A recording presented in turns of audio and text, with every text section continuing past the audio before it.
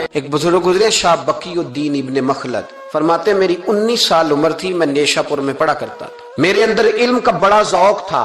ایک استاذ کے پاس جب میں پڑھنے گیا تو میرے استاد مجھے فرمانے لگے کہ بیٹے تیرا ظرف بڑا ہے اور میرا علم چھوٹا ہے، تو کسی بڑے عالم کے پاس جا۔ میں نے استاد سے کہا کہاں جاؤں؟ تو کہنے لگے اگر ہو سکے نا تو بغداد شریف چلا جا، امام احمد بن حنبل کی بارگاہ میں حاضری دے۔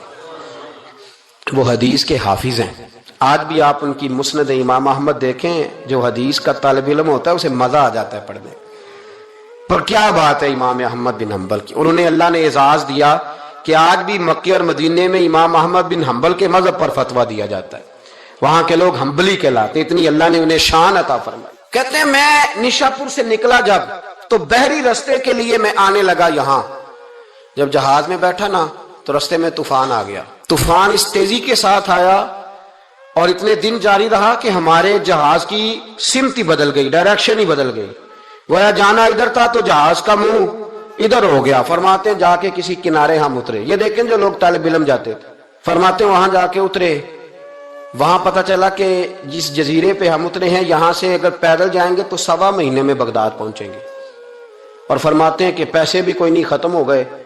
اب میں وہاں سے اترا پتے کھاتا، 1.25 مہینہ لگا اور میں بغداد شریف پہنچا، اور جب پوری جد و جہد کر کے وہاں پہنچ گیا نا تو پتہ چلا کہ امام احمد بن حنبل کا تو مدرسہ ہی بند ہو گیا، ان کے تو جمعہ پڑھانے پہ پابندی لگ گئی ہے، وقت کا بادشاہ ناراض ہو گیا، اس کا مطلب ہے وہ بھی سیاسی باتیں کرتے ہوں گے، ناراض ہو گیا، اسے پکڑ کے آپ کو جیل میں ڈال دیا۔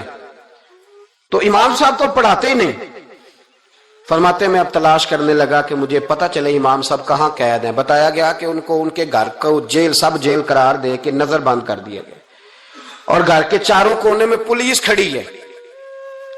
امام احمد بن حنبل رحمۃ اللہ تعالی علیہ کے وہ شاگرد شاہ بقی الدین صاحب فرماتے ہیں کہ میں جب وہاں پہنچ گیا، وہاں پہنچ کر کے میں نے لوگوں سے کہا کہ تم نا قریب نہ جانا، بس مجھے بتا دینا کہ امام صاحب کا گھر کہاں ہے۔ تو کہتے ہیں ایک شخص نے مجھے کہا کہ میں انگلی کا اشارہ نہیں کروں گا، آنکھ کا اشارہ کروں گا، کیونکہ حالات بڑے خراب ہیں۔ کہتے ہیں اس نے آنکھ کے اشارے سے بتایا کہ وہ سامنا گیٹ امام صاحب کا ہے۔ کہتے ہیں میں واپس آ گیا، اب ساری رات سوچتا رہا کہ امام صاحب کے گھر تعلیم حاصل کرنے کیسے جانا ہے۔ فرماتے ہیں پھر مجھے ایک تجویز سمجھ میں آئی، صبح جب میں نے اٹھا تو میں نے سر سے پگڑی اتاری، اپنے بالوں میں ہاتھ ڈال کے بال بکھیر دیے، چاروں جانب بکھر گئے، زلفیں رکھی ہوئی تھی۔ فرماتے ہیں پھر میں نے اپنی قمیض کو تھوڑا سا ایک جگہ سے پھاڑا، تھوڑا سا دوسری جگہ سے پھاڑا، ٹخنوں کے قریب کر کے کہتے ہیں میں نے جا کے تھوڑی سی تہمت کو بھی پھاڑا، ہاتھ کے اندر میں نے کاسا پکڑا جیسے فقیر مانگنے والے پکڑتے ہیں۔ اب تو فقیر کہتا نا اللہ بھلا کرے، اللہ بھلا کرے، تو اس زمانے میں کہتے تھے اجرکم علی اللہ، اجرکم علی اللہ، تمہیں اللہ اجر دے، تمہیں اللہ۔ کہتے ہیں یہ وظیفہ میں نے اچھی طرح پکایا، نظریں میں نے جھکا لی، پھٹے پرانے کپڑے پہن کے نا تو بغداد کی گلیوں میں، بغداد کی گلیوں میں تیری تلاش میں پھرا میں جنگل، پہاڑ اور دشت میں۔ کہتے ہیں بغداد کی گلیوں میں کبھی ادھر کبھی ادھر، میں نہ وہ لیے نہ کاسا، میں گھوم رہا ہوں پھر رہا ہوں، تینوں لب دیا آپ گواچے۔ کہتے ہیں میں ڈھونڈتا پھر رہا ہوں مجنو بن کے وچ بازاراں، کدی ککھاں وانگ رلائے، کدی کہایا کنبا سارا، سر نیزے اتے چڑھائے، آزم یار مناؤن دی خاطر اساں کی پیس وٹائے۔ فرماتے ہیں کہ وہ کاسا لیے تو میں نکلا، سپاہی کھڑے تھے، ان سے بھی میں نے کہا اجرکم علی اللہ۔ کہتے ہیں ایک ایک دینار انہوں نے بھی میرے کاسے میں ڈالا۔ پھر امام احمد بن حنبل کا دروازہ آیا تو میں نے دروازے پہ کھڑے ہو کہا اجرکم علی اللہ، اجرکم علی اللہ، اجرکم علی اللہ۔ کہتے میرا جوش ہی بدل گیا۔ امام صاحب نے جھٹ سے دروازہ کھولا، خوبصورت امامہ اور خوبصورت چہرہ، کہتے ہیں ان کا چہرہ دیکھا تو میرے آنسو ہی بہہ گئے، اور امام صاحب نے جب ایک دینار میرے پیالے میں ڈالا تو میں رو پڑا۔ میں نے کہا بغداد کے بادشاہ، او میرے محبوب کے علم کے وارث، میں بھیک مانگنے نہیں آیا، میں تو رسول اللہ کی حدیث سننے آیا ہوں۔ مجھے نہ آپ نے خیرات نہیں دینی، بس مجھے ایک حدیث میرے نبی پاک کی روز پڑھا دیا کریں، ایک حدیث ایک حدیث۔ یہاں تو ہر جمعہ پڑھائی جاتی ہے نا، وقت نہیں ہوتا، لوگ دیر سے آتے۔ کہا ایک حدیث آپ نے پڑھانی ہے۔ شاہ بقی الدین صاحب کہتے ہیں امام صاحب نے میرا چہرہ دیکھا تو خوشی سے کھل اٹھے، فرمانے لگے تو کیسے آئے گا؟ کہ حضور بھکاری بن کے میں خیرات مانگنے آؤں گا. یہ بھی تو خیرات ہی ہے نا، مصطفیٰ کریم کے نام کی خیرات مانگنا. حضور آپ نے ایک حدیث پڑھانی ہے، سنیں. شاہ بقی الدین کہتے ہیں میں پورا سال بھکاری بن کے جاتا رہا. یہ جذبہ، یہ شوق، پورا سال بھیک مانگنے کی غرض. یہاں تو ہمیں اپنے علماء میں کمزوریاں نظر آنے لگ جائے، کہتے سب ٹھیک ہے جی، وہ ایک بات نہیں ٹھیک، لہذا چھٹی، میں اب خود بہت بڑا محدث ہوں، مجھے کیا ضرورت. یہ کمزوری ہے. اس لیے اخلاقی رویے لوگوں کے مضبوط نہیں رہتے. اس لیے دنیا داری کی ساری باتیں آتی ہے پر دین نہیں آتا، کیونکہ ہمارا وہ شوق نہیں، وہ انداز نہیں. ہم کون بھکاری بننے کو تیار ہے؟ جب لوگ کاسا پکڑتے تھے تو پھر رسول اللہ کے دین کی خیرات بھی اس میں آیا کرتی. اب کوئی کاسا نہیں پکڑتا تو خیرات کیسے آئے؟ تو لوگ بحث کرنے آتے، گفتگو کرنے آتے، لینے کون آتا؟ حضرت شاہ بقی الدین کہتے ہیں میں پورا سال جاتا رہا. امام احمد بن حنبل مجھے فرماتے یار میں بھی سوچتا تھا کہ کہیں میرے علم کو زانگی نہ لگ جائے. دیکھو اللہ نے فضل کیا ہے، مجھے ایک طالب علم عطا فرما دیا ہے. فرماتے ہیں پورا سال میں جب ان کے دروازے پہ جاتا تو ایک دھیلا بھی ڈال دیتے اور مصطفیٰ کی ایک حدیث بھی سنا دیتے. اور فرماتے ہیں دنیا ساری پڑھتی ہے پر ہمارے پڑھنے کا استاد انداز یہ تھا کہ استاد پہلے امامہ باندھتے، جبہ پہنتے، اور اس قید میں نظر بندی کے عالم میں جب وہ نبی پاک کی حدیثیں سناتے تو ان کی آنکھیں آنسوؤں سے بھر جاتی. وہ روتے ہوئے تڑپتے ہوئے حدیث سناتے اور میں بھی اسی درد سے وہ بات وصول کرتا. فرماتے ہیں سال گزر گیا، حکمران مر گیا، فوت ہو گیا، نیا بادشاہ آیا. اس نے خود امام احمد بن حنبل کو بڑا مدرسہ بنا کے دیا. اس نے بڑی جامع مسجد میں امام صاحب کے خطبہ جمعہ کا بندوبست کیا. فرماتے ہیں ہزاروں طالب علم کئی ملکوں سے امام صاحب کے دروازے پر آ کے بیٹھنے لگے. فرماتے ہیں جب میں بھی پہنچا نا تو امام فرمانے لگے تو ذرا آگے آ جا. کہتے میں آگے آیا تو فرمانے لگے بھی علم تمہیں بھی دیتا ہوں، تمہیں بھی پڑھاؤں گا. معین الدین چشتی رحمت اللہ علیہ کی خانقاہ میں بیٹھا تھا. اچانک ایک تاجر، ایک دنیا دار شخص آیا. حضرت خواجہ معین الدین چشتی رحمت اللہ تعالی علیہ کے سامنے بیٹھے ہوئے آپ کے ایک مرید شیخ علی علیہ رحمہ جن کا نام تھا، ان کی طرف وہ تاجر تیزی سے بڑھا اور شیخ علی کا گریبان پکڑ لیا. میرے پیسے کب دو گے اور کتنے وعدے کرو گے؟ لاؤ میری رقم واپس کرو. حضرت خواجہ معین الدین چشتی رحمت اللہ علیہ ساری صورتحال سے بے خبر تھے. جلدی سے اٹھے اور اٹھ کر کے اس تاجر سے کہا کہ معمہ کیا ہے، بات کیا ہے؟ کہ حضور بہت عرصے تھے آپ کے اس مرید شیخ علی نے میری رقم دینی ہے اور واپس نہیں کرتا. خواجہ صاحب علیہ رحمہ نے شیخ علی کی طرف دیکھا اور فرمایا یہ معاملہ کیا ہے؟ عرض کی حضور غریب ہوں، کمزور ہوں، تنگ دست ہوں، قصدن ایسا نہیں کر رہا، اس سے کچھ مہلت لے چکا ہوں، وہ ختم ہوئی، اب اور مہلت کا سوالی ہوں، پر یہ مجھے مہلت دینے کو تیار نہیں ہے. خواجہ اجمیر علیہ رحمہ نے اس تاجر کی طرف دیکھا اور فرمایا غریب ہے، مجبور ہے، اس وقت تنگ دست ہے، اس کو کچھ مہلت دے دو، یقیناً تمہاری رقم لوٹا دے گا. اس نے حضرت خواجہ علیہ رحمہ کے ساتھ بھی توہین آمیز لہجہ معاذ اللہ اختیار کیا. ابھی لے کر کے جاؤں گا، پوری رقم لے کر کے جاؤں گا، ورنہ نہ صرف یہ کہ اسے رسوا کروں گا بلکہ میں اسے بازاروں میں کھینچوں گا. خواجہ قطب علیہ رحمہ فرماتے ہیں جتنے لوگ وہاں بیٹھے تھے ان سب کی طرف جب شیخ علی دیکھتے تو کمزور پڑتے، روتے. میرے پیر بھائیوں کے بیچ آ کر سرعام اتنے لوگوں میں میری اتنی رسوائی کر ڈالی. خواجہ اجمیر نے اپنی اس مرید کی آنکھوں میں جب آنسو دیکھے تو بڑا ہی دل نرم ہوا. اس کو کہا کچھ مہلت دے دے. اس نے کہا نہیں مجھے تو ابھی اپنی رقم چاہیے. خواجہ صاحب رحمت اللہ علیہ نے زمین پر چادر بچھائی، چند سکے جیب سے کیا نکالے تھے کہ اللہ تبارک و تعالیٰ نے بھرے خزانوں سے دولت عطا فرمایا. یہ ہے تمہاری رقم، اٹھاؤ اور لے جاؤ. تمہیں فقیروں کو اس طرح رسوا نہیں کرنا چاہیے تھا. تمہیں خانقاہوں میں بیٹھے ان سادہ اور کمزور لوگوں کے ساتھ یہ رویہ روا نہ رکھنا چاہیے تھا. یہ کہا اس شخص نے پیسے اٹھانے شروع کیے اور اٹھاتے اٹھاتے نا جب اس کی نظر زیادہ مال پہ پڑی تو کچھ زیادہ پیسے بھی اٹھا لیے. ذرا نظر بچا کے دیکھتا کہ خواجہ صاحب دیکھ تو نہیں رہے، کچھ زیادہ رقم ہتھیائی اور وہ چلتا بنا. حضرت خواجہ علیہ رحمہ نے شیخ علی کو تھپکی دی، فرمایا اللہ نے تمہاری عزت رکھی، پر ایک بات میری یاد رکھنا، جب بھی بھروسہ کرنے کو دل ہوا، جب بھی کسی طرف سہارا ڈھونڈنے کا دل ہوا، تو یا خدا کی طرف دیکھنا یا محمد مصطفیٰ کی طرف دیکھنا صلی اللہ علیہ وسلم۔ یہ کیا درویشوں کا کیا کام کہ وہ دنیا داروں سے پیسے لے اور دنیا داروں کے ساتھ معاملات کرے، تمہاری یہ روش اچھی نہیں، لیکن اللہ نے تمہارا وقار رکھا۔ خواجہ قطب کہتے ہیں وہ بات تو ختم ہو گئی، لیکن شیخ علی کے چہرے پر کئی دنوں تک افسردگی رہی۔ وہ ان سب لوگوں کو پلٹ پلٹ کے دیکھتے جن کے سامنے آ کے اس نے گریبان پکڑا تھا، تو بیچاروں کی طبیعت بگڑتی، دل پہ افسوس ہوتا، اس کو ایسا نہ کرنا چاہیے تھا، میری غریبی کا یوں مذاق نہ اڑاتا۔ کہتے ہیں چند ہفتے گزرے تو اس تاجر کو ہم نے دوبارہ خواجہ صاحب کی خانقاہ میں داخل ہوتے دیکھا، لیکن اب کہ وہ بڑا ہی پریشان آیا، اب کہ وہ بڑا ہی افسردہ آیا، اب کہ وہ آیا تو ہانپتا کامتا تڑپتا آیا، چادر بڑی ساری اوڑھ رکھی ہے، آتے ہی حضرت خواجہ کی خدمت میں بیٹھا، تڑپ کے رونے لگا، کہنے لگا اجمیر کے بادشاہ بھول گیا تھا، معافی ہو سکتی ہے، غلطی ہو گئی تھی، درگزر کا سوالی بن کے آیا ہوں۔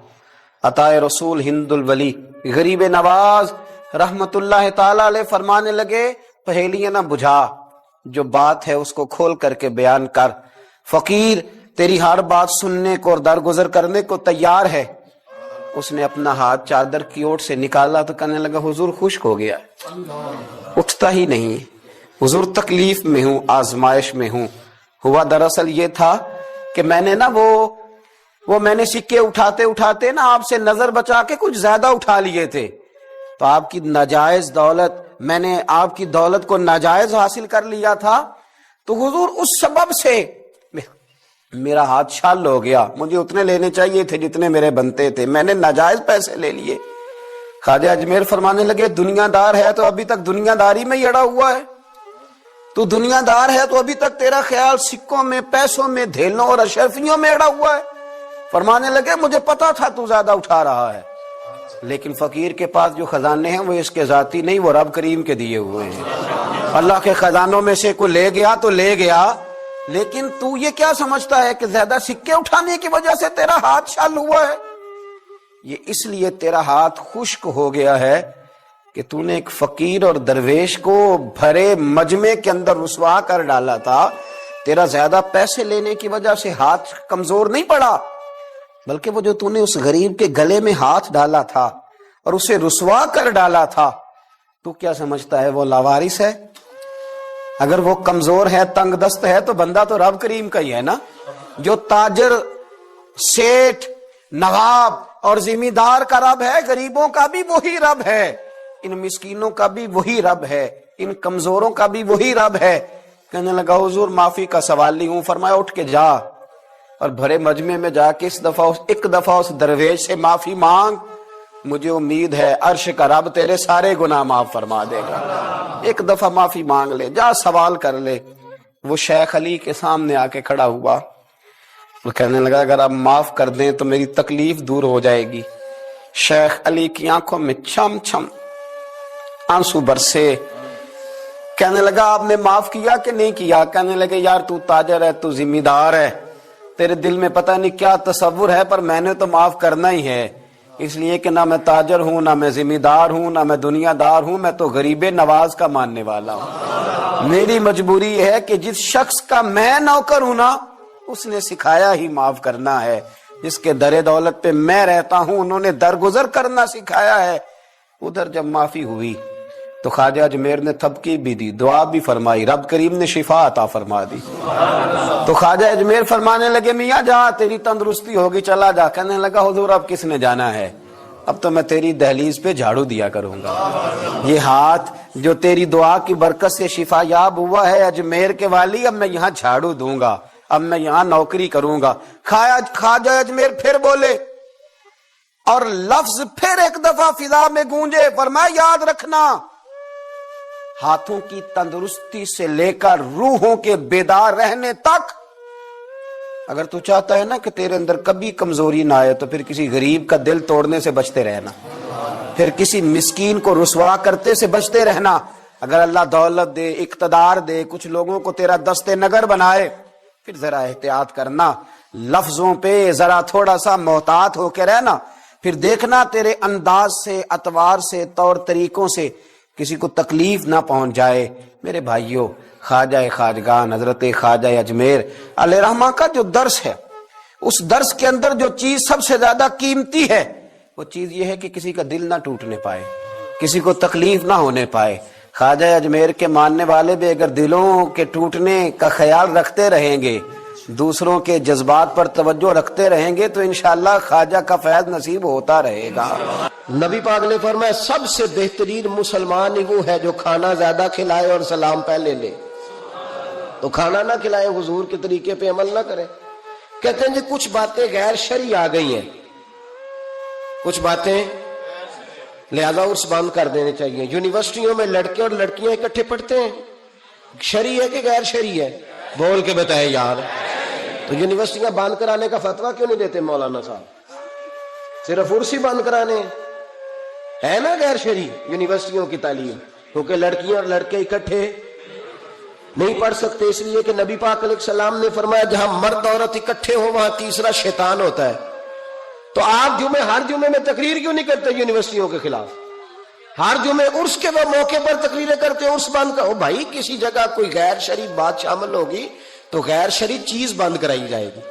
عرس بند نہیں کرایا جائے گا، ڈھول بند کرایا جائے گا، تماشے بند کرائے جائیں گے، فضولیات بند کرائی جائیں گی، غلط حرکتیں بند کرائی جائیں گی.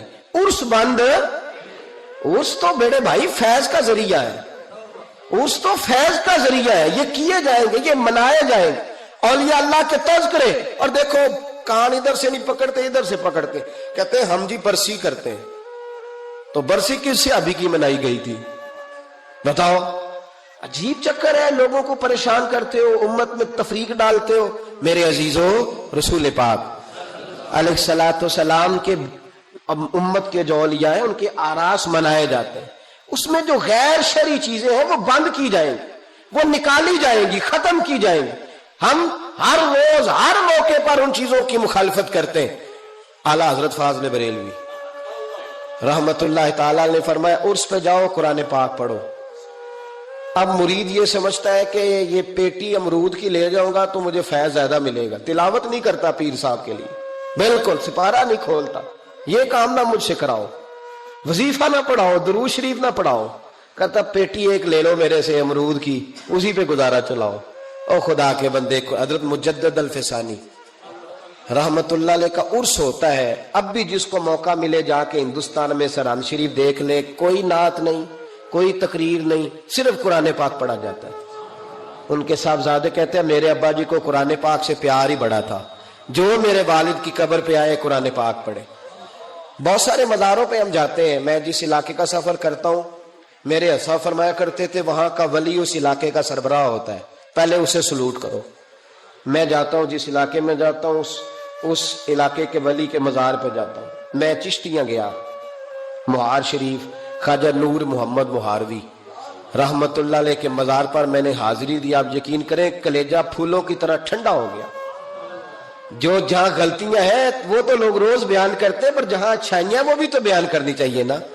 خواجہ صاحب کے مزار کی چاروں جانب بیٹھ کے بچے قرآن پاک کی تلاوت کرتے ہیں اور سارا دن قرآن پڑھا جاتا ہے. مدرسہ خواجہ صاحب نے زندگی میں قائم فرمایا میرا دل کرتا ہے میرے دائیں بائیں قرآن پاک پڑھا جائے. تو یہ بھی بات سناؤ نا، وہاں کی بھی تصویر چڑھاؤ، یہ بھی لوگوں کو بتاؤ کہ ایسے بھی دربار ہے جہاں سارا دن قرآن پڑھا جاتا ہے. یہ آپ کے پاکستان میں چشتیاں جا کے تجربہ کر لیں. لیکن لوگ اچھی باتیں بیان کرنے کو تیار ہے. وہ ایک ملنگ سجدہ کر رہا تھا تو میں نے کہا وہ جاہل ہے، وہ کرے سجدہ تو کرتا رہے، ہمارا اس سے کیا تعلق. علم کی بات کرو، کسی سمجھدار آدمی کی بات کرو. آپ ان پڑھ بندہ اٹھا کے لے آئیں گے اور دلیل بنائیں گے اس کو. میرے رسول پاک علیہ الصلوۃ والسلام کی امت کے اولیاء کے مزار پہ چادر چڑھائی جاتی ہے. بڑی ذمہ داری سے کہہ رہا ہوں، جس نے لڑائی کرنی ہو کوئی حرج نہیں، ہم پہلے بھی بڑا تیار رہتے ہیں باتیں سننے کے لیے. اعلیٰ حضرت سے پوچھا گیا قبر پر چادر چڑھانی جائز ہے؟ فرمایا صرف ایک. صرف فرمایا اگر بوسیدہ ہو جائے، پھٹ جائے یا کسی کا بدلنے کا ارادہ ہو، ہوتا ہے نا تبرکن وہ اتار لیتے ہیں، تو نہیں، پھر فرمایا 2 چادریں قبر پہ چڑھانا جائز، یہ میرے اعلیٰ حضرت کا فتویٰ ہے۔ فاضل بریلوی فرمایا کرتے تیرا بڑا دل کرتا ہے نا تو تو اس چادر کے عوض 2 جوڑے خرید کے کسی غریب کو دے اور اس کا ثواب صاحب مزار کو دے دے۔ کتنی چادریں؟ بولے۔ میں ایک جگہ پہ گیا تو اتنی قبر اونچی نہیں تھی جتنی چادریں تھی، تو میں نے ان سے کہا اتار دو، دلیل بھی دی، کوئی نہ ماننے لگے۔ اب ہر آدمی کا اپنا مزاج ہے نا سوچنے سمجھنے کا۔ وہاں ایک ملنگ بیٹھا تھا جو زیادہ ہی سادہ تھا، میں نے کہا اتار دے چادریں، بابا جی کو کون سی سردی لگ رہی ہے، اتنی چادریں ڈال دی، اتار دے۔ لیکن لوگ ماننے کو تیار نہیں ہوتے۔ ایک چادر چڑھائیں گے مزار پر، ہاں مزار پر پھول ڈالیں۔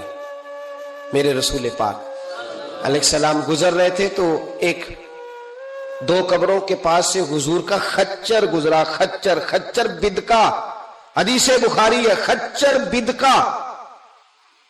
سرکار اتر گئے، حضور نے فرمایا یہ خچر بلا کیوں بدکا ہے میرا؟ ان 2 قبروں پہ عذاب ہو رہا ہے، قبروں کے اندر عذاب ہو رہا تھا۔ جس خچر پر حضور بیٹھ گئے اسے بھی اللہ غیب کی نظر عطا فرما دیتا، اسے بھی سمجھ آ گئی کہ اندر عذاب ہو گئے۔ خچر پر حضور بیٹھے، حضور صلی اللہ علیہ وسلم نے فرمایا 2 پر عذاب ہو رہا ہے، اور وجہ کیا ہے؟ ایک بندہ پیشاب کے چیٹوں سے نہیں بچتا، دوسرا غیبت کرتا تھا، لہذا عذاب ہو رہا ہے۔ بچنا چاہیے نا ان دونوں چیزوں سے۔ میرے حبیب پاک نے فرمایا 2 ٹہنیاں توڑ کے لاؤ۔ 2 ٹہنیاں لائی گئی، حضور نے قبر پہ ڈال دی، فرمایا جب تک یہ خشک نہیں ہوں گی قبروں کے عذاب میں تخفیف رہے گی۔ قبر پہ پھول ڈالے، پھول جب تک تر و تازہ رہیں گے عذاب میں تخفیف رہے گی۔ بات کی سمجھ آ گئی؟ اب تو لوگ کہتے ہیں دلیل دو جی، قبر پہ بیٹھ کے قرآن پڑھنا جائز ہے۔ لو دلیل سن لیں، مشکات کی حدیث ہے۔ میں نے کہا تھا جلدی میں آپ کو ساری باتیں، مضمون یہ بڑا طویل ہے، ہر پہلو پر بات کھول کے کی نہیں جا سکتی۔ قبر پر کھڑے ہو کے قرآن پڑھنا یا تلاوت کرنا یا اصحال ثواب، سنو مشکات میں حدیث ہے، کتاب الایمان میں، رسول پاک پڑھیے درود شریف صلی اللہ تعالی علیہ وسلم۔ حضور صلی اللہ علیہ وسلم نے حضرت سعد بن معاذ کا جنازہ پڑھایا، پھر حضور قبر پہ کھڑے ہو گئے اور نبی پاک تسبیح پڑھنے لگے، سبحان اللہ والحمد للہ ولا الہ الا اللہ واللہ اکبر۔ پھر حضور نے پڑھا سبحان اللہ والحمد للہ ولا الہ الا اللہ واللہ اکبر۔ حضرت انس بن مالک کہتے ہیں حضور کے چہرے کا اچانک رنگ بدلا، آنکھوں میں آنسو آئے، حضور نے زور سے پڑھنا شروع کر دیا سبحان اللہ والحمد للہ ولا الہ الا اللہ واللہ اکبر۔ کہتے ہیں حضور نے زور سے پڑھا، آہستہ آہستہ محبوب کے چہرے پہ خوشی آنے لگی۔ جب حضور فارغ ہو گئے، دعا مانگی، نکلنے لگے تو عرض کی یا رسول اللہ یہ کیا تھا؟ حضور فرمانے لگے تمہارے بھائی کی قبر تنگ ہو گئی، میں نے تسبیح پڑھی ہے تو اللہ نے اس کی قبر کو کشادہ کر دیا ہے۔ حضور فرماتے ہیں بہت لمبا تم نہ بھی نہ رونا، اگر مکھی کے یا مچھر کے پر کے برابر بھی تمہارے آنسو نکل گئے نا، میں اب اس سے زیادہ کیا آپ کی بارگاہ میں بات عرض کروں۔ حضور فرماتے ہیں ایک مکھی اور مچھر کے پر کے برابر بھی تیری آنکھ سے آنسو نکل آیا، شرط یہ ہے نکلے ریاکاری کے لیے نہیں، نکلے اللہ کی رضا کے لیے، اس کی خشیت میں نکلے۔ فرمایا اگر مکھی کے پر کے برابر بھی تو رو پڑا تو اللہ تعالیٰ تیرے لیے دوزخ سے آزادی لکھ دے گا۔ اور نبی پاک صلی اللہ تعالی علیہ وسلم نے بیان فرمایا ہے، حضور فرماتے جو اللہ کے خوف سے رو پڑے نا، جس طرح بھینس بکری گائے کے تھنوں سے نکلا ہوا دودھ دوبارہ تھنوں میں نہیں نہ جاتا، اسی طرح جو رب کی یاد میں رو پڑے وہ دوزخ میں نہیں جاتا۔ یہ مثال دیکھیں کیسی دی حضور نے سمجھانے کی۔ اگر کبھی رونا آئے اس کے لیے تنہائی کا انتخاب کریں، مجموع میں نہیں۔ ایک بندے کو حضرت عمر نے مجمع میں روتا دیکھا تو فرمایا یہ کام تو اکیلے میں کرتا، تیرے لیے برکت والا ہوتا، تیرے آنسو نکلے، تیرے رخساروں پہ بہیں۔ اور شیر خدا تو شیر ہے نا، حضرت مولا علی شیر خدا فرماتے ہیں اگر تیری آنکھوں سے کبھی آنسو نکلے نا اللہ کی یاد میں، حضور کی محبت میں، تو فرمایا ان آنسوؤں کو پوچھنا نا، ان کو چہرے سے صاف نہ کرنا، یہ تو آنسو اس قابل ہیں کہ تیرے رخساروں پہ رہیں، یہ تو روشنی ہے تیرے چہرے کی، ان کو پوچھنا نا حضرت علی رضی اللہ تعالیٰ عنہ نصیحت کرتے ہیں انہیں رہنے دے، یہ آنسو بڑا قیمتی ہے، یہ نکلا تیری آنکھ سے ہے پر کسی کا ہو کے نکلا، نکلا تیری آنکھ سے ہے پر کسی کے لیے نکلا، نکلا تیری آنکھ سے ہے پر اس نے تجھے بتایا ہے کہ تیرے وجود میں، تیری دھڑکنوں میں، تیرے جذبات میں کسی اور کا بھی حصہ ہے۔ یہ رب رسول کی رضا کے لیے چھلکا ہے۔ ایک بھی رونے والا ہو تو باقیوں کا کام بھی، سنو نا، حدیث ہے بہقی شریف میں، حضرت حیثم بن مالک رضی اللہ تعالیٰ عنہ فرماتے ہیں نبی پاک علیہ السلام خطبہ دے رہے تھے، تقریر فرما رہے تھے، حضور کی باتیں دلوں کے میل کچیل اتارتی چلی جا رہی، فرماتے ایک شخص نبی پاک علیہ السلام کے سامنے بیٹھ کر حضور کی گفتگو سن رہے تھے، وہ رو پڑے، ساری گفتگو چھوڑ کے نبی پاک صلی اللہ تعالی علیہ وسلم کی توجہ اس شخص کی طرف ہو گئی۔ ہوا کیا ہے؟ وہ تقریر سنتے، بات سنتے بس رو پڑے۔ تو نبی پاک علیہ الصلوۃ والسلام فرمانے لگے آج اگر وہ سارے مومن بھی یہاں موجود ہوتے جن کے گناہ پہاڑوں کے برابر وزنی ہوتے تو اس ایک بندے کے رونے کی وجہ سے اللہ سب کی بخشش فرما دیتا۔ اور نبی پاک علیہ الصلوۃ والسلام فرمانے لگے یہ رویا ہے تو اس کے رونے پر فرشتے بھی روئے ہیں، اور فرشتے دعا کر رہے ہیں کہ اے اللہ یہ جو نہیں روتے نا ان کے حق میں ان کی سفارش قبول کر لے جو تیری بارگاہ میں روتے ہیں۔ توبہ رٹا لگانے کا نام تو نہیں نا، توبہ تو اللہ کو منانے کا نام ہے۔ ایک شخص اپنے گناہ چھوڑنے کا ارادہ ہی نہیں کر رہا اور وہ اپنی غلطی کو غلطی تسلیم ہی نہیں کر رہا اور اپنی غلطیوں سے وہ پیچھے ہٹنے کو 2 قدم بھی تیار نہیں، تو توبہ کوئی رٹا لگانے کا نام تو نہیں۔ آپ توبہ طوطے کو رٹا دیں تو طوطا توبہ توبہ پکارتا رہے تو اس کو وہ چیز تو نہیں حاصل ہونے لگی۔ توبہ ایک بڑی خاص بات صوفیاء نے لکھی ہے، اگر آپ سمجھیں تو بڑا نفع دے گی۔ وہ کہتے ہیں جس طرح گھر چھوٹا بنانا ہو یا بڑا بنانا ہو، زمین تو درکار ہوتی ہے کہ نہیں؟ زمین ہوگی تو گھر بنے گا، چاہے وہ چھوٹی سی کٹیا بنے یا بہت بڑا محل بنے، زمین کا ہونا ضروری ہے۔ اسی طرح آپ نے نیک اعمال تھوڑے کرنے ہیں یا زیادہ کرنے ہیں، توبہ کا ہونا ضروری ہے۔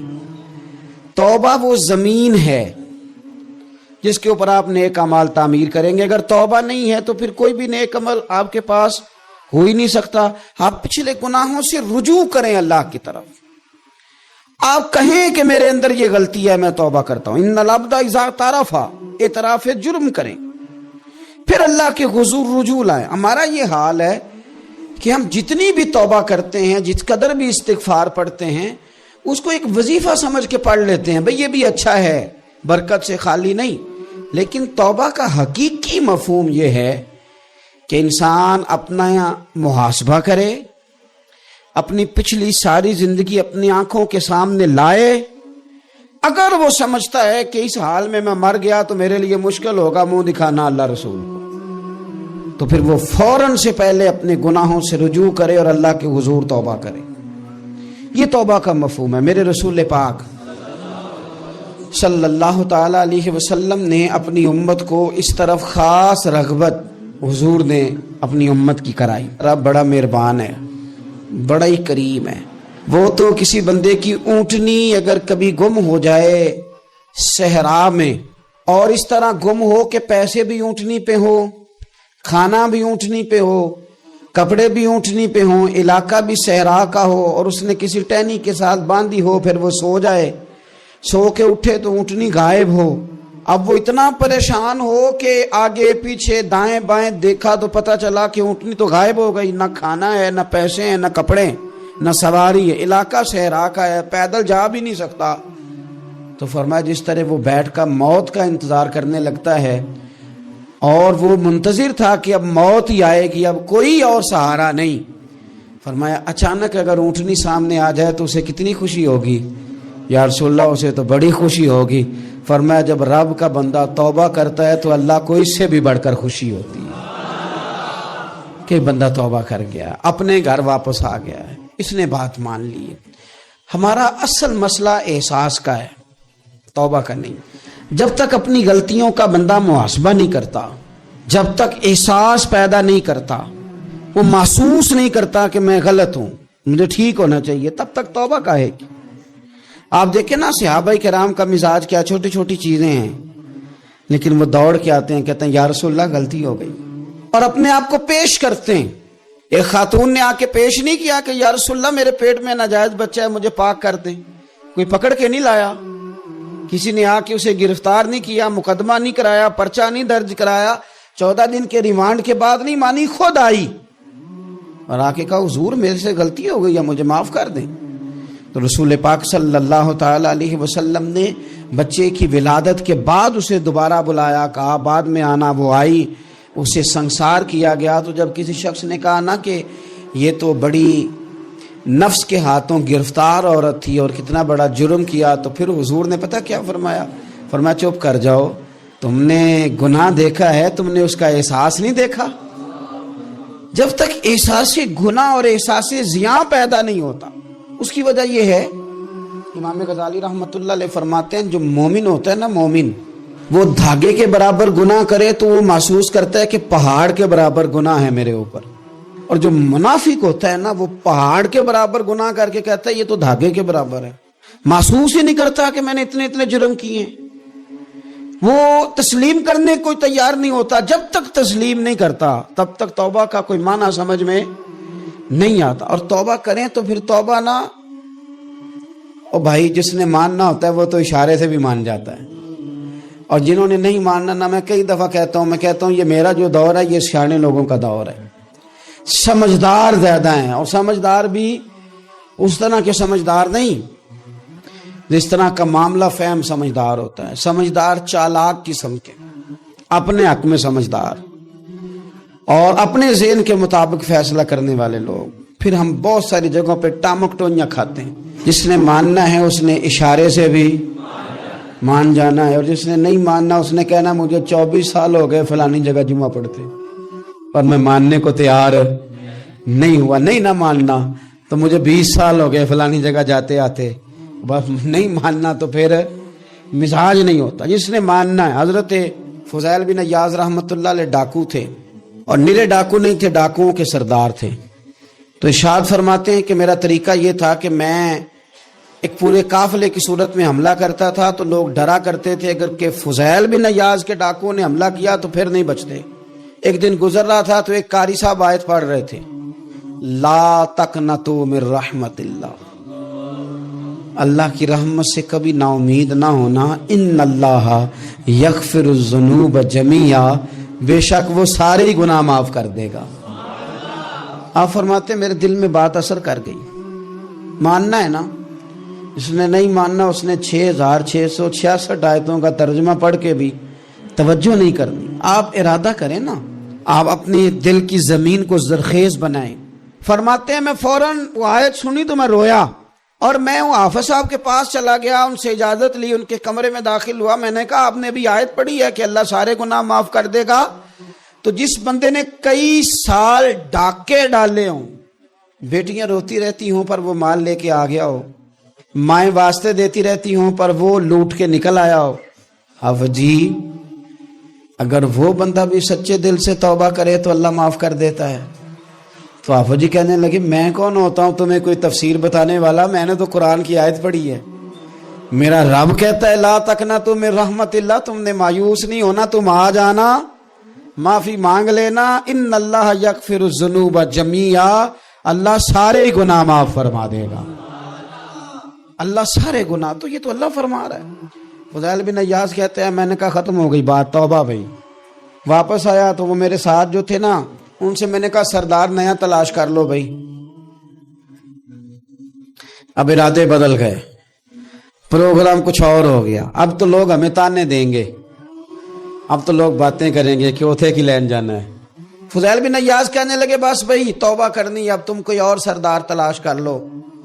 और ऊपर ऊपर से नहीं कहा, तौबा की तकरीरें नहीं की, दूसरों को मैसेज नहीं भेजे, और लेक्चर नहीं झाड़े, रो के कहा, दर्द से कहा, दिल से कहा। तो वो जो बाकी के थे ना, उन पर सरदार की बात का असर हुआ। कहने लगे सरदार हमने सरदार नया नहीं ढूंढना, اگر چوریاں مل کے کی ہیں تو اب تو اس طرح تو نانا کار، توبہ بھی مل کے ہی کریں گے، اب اللہ اللہ بھی مل کے ہی کریں گے۔ اب بس تو اگر ادھر جائے گا تو ہم بھی تو جائیں گے نا۔ اللہ اکبر۔ فضیل بن ایاز کہتے ہیں ظاہر ہے مال لوٹا کرتے تھے، میں نے مسئلہ پوچھا علماء سے تو انہوں نے بتایا کہ یہ تو حقوق العباد کا مسئلہ ہے، جو لوٹا ہے وہ تو واپس کرنا ہی پڑے گا۔ اب میں نے وہ پیسے جمع کیے، اب سارے تو میرے پاس تھے نہیں،